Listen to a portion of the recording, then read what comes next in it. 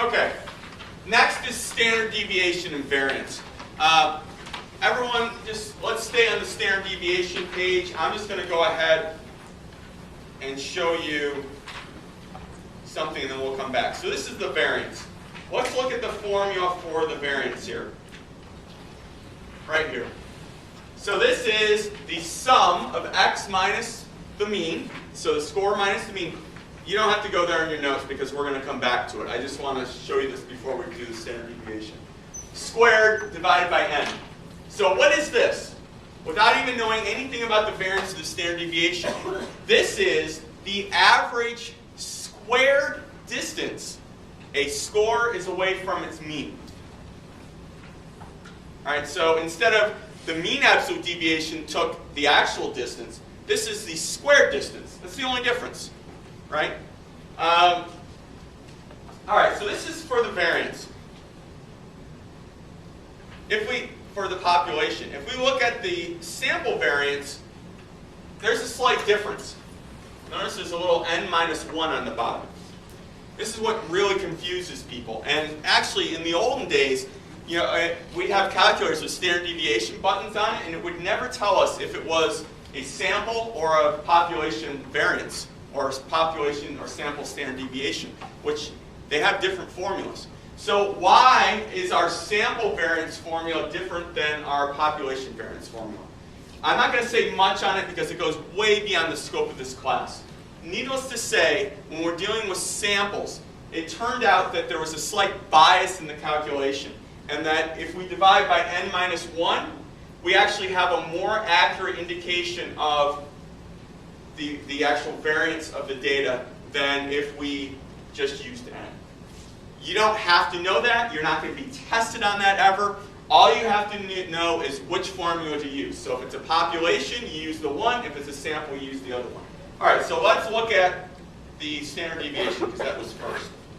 So the standard deviation, which is sigma, which looks like an O with a little squiggle off the top for the population, and S for the sample standard deviation, is the square root of the variance. The variance is the square of the standard deviation. So on your exam, if you're doing an exam, if I said, this is the variance, calculate the standard deviation, and I gave you all these numbers, all you'd have to do is take the square root of the variance to find the standard deviation. So years ago, I taught statistics at a local community college. And back then, I gave oral final exams. I used to do that here at Fisher for years.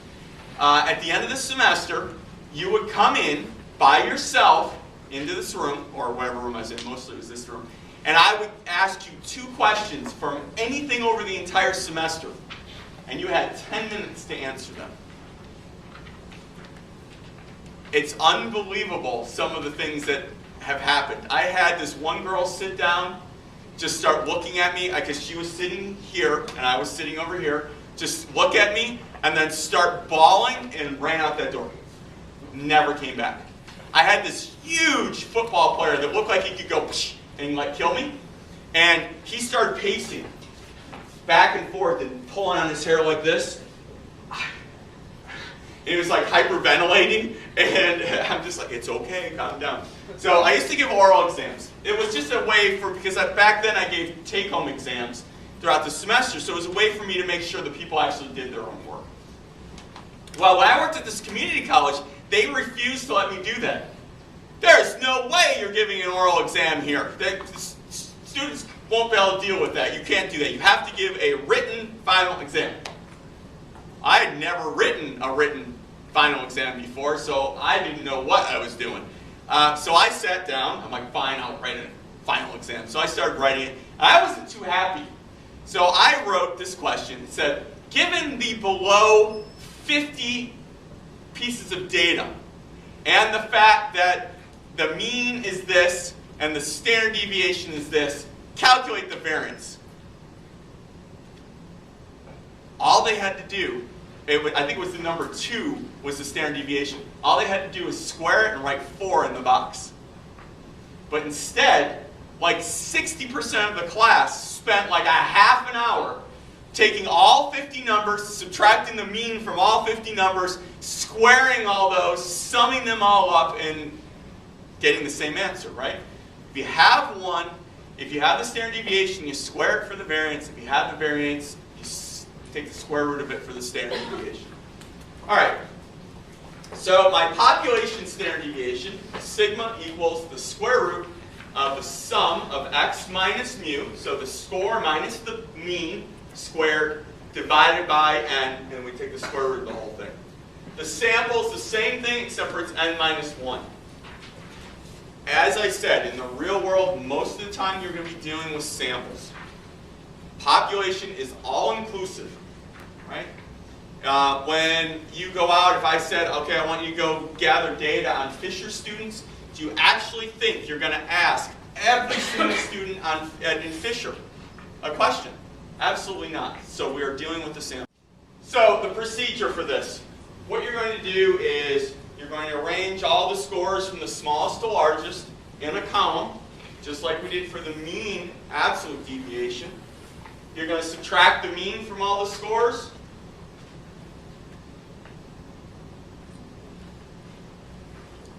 So let's look at this table. So you're going to have a column with your scores. You're going to subtract the mean from all of them. And then, unlike last time we took the absolute value, this time we're squaring it. So we take 2.2, we subtract the mean, we get negative 0.115, just like we did before with the mean absolute deviation. We are now going to square that. So negative 0.115 squared is 0.01325. And then we take 2.25, subtract the mean, and then we square that value. Once we've done all that, we sum this up, and we're going to get the sum of x minus x bar squared. Now, for anything that you're going to do for me, if I give you data, they're going to be whole numbers. If on your final projects or you have non-whole numbers, you're going to be doing this with Minitab anyway, so it's not going to be that big of a deal. But you'll have whole numbers for me. All right, so we sum this up, and then we plug that into the formula. So this little blob here is the sum of x minus x bar squared. So we take that number and we put it in here.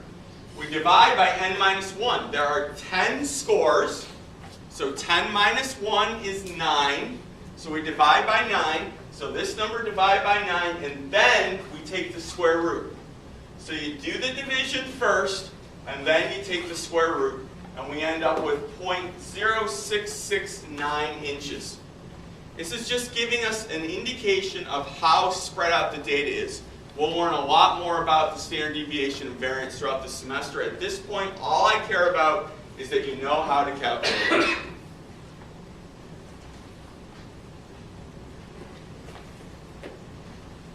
All right, so the variance. The variance is simply the square of the standard deviation. So again, you only have to calculate one of them. Once you have one, you either square it or take the square root of it to get the opposite. So we have the standard deviation. You don't have to go through and recalculate with the table. You simply square that value to get the variance. If you have the variance already, after you've done all the work, you simply take the square root of that to get the standard deviation. So the variance, the formula for the population, the variance is sigma squared for the population, and it's s squared for a sample.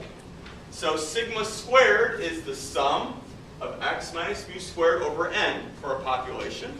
And s squared is the sum of x minus x bar squared divided by n minus 1 for the sample.